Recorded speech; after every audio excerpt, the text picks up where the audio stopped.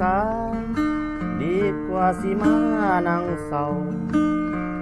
อ้ายสงสารเจ้าดื่มเหล้าแก้มกับน้ำตา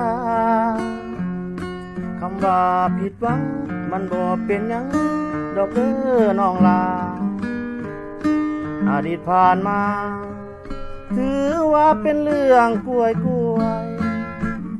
หน้าตายังสวยอย่างงมงวยกับเรื่องเก่าๆเขาบอกเจ้าคือจ้างกับเจ้าหาเขาเฮ็ดดีปานใดคนได้หับก็ยังคือเก่าอย่าไปมัวเมาหักเขาจนลืมตัวตัดใจสาลาอ้ายว่ามันคงสิดีชีวิตเฮานี้บ่ได้มีเอาไว้เพื่อไผผู้ชายสัวทอนตัวสนองบ่สายบอกลาหัวใจคนเก่าที่เขาทำลายปล่อยเขาไปโลถือว่าโปรดให้มันเป็นทางปล่อยให้มันผ่านดังสายลมที่หายวิญญาณ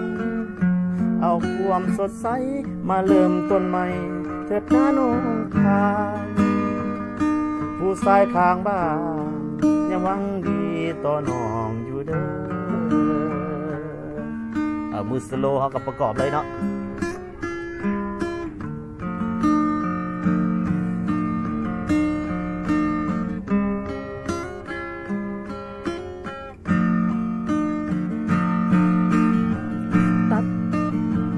ตัดใจสาลา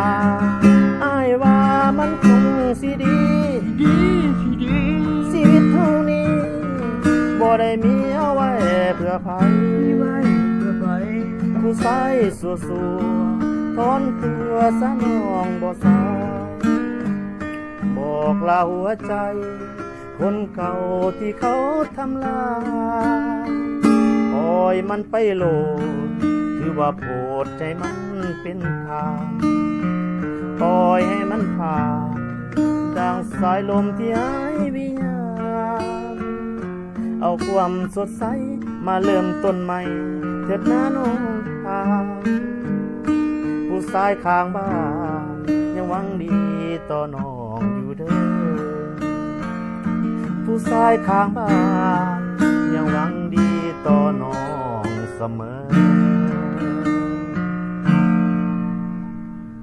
จากอาจารย์โลพงศกรเด้อ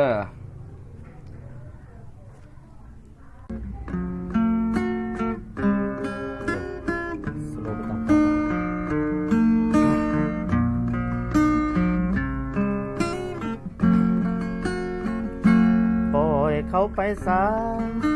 ดีกว่าสิมา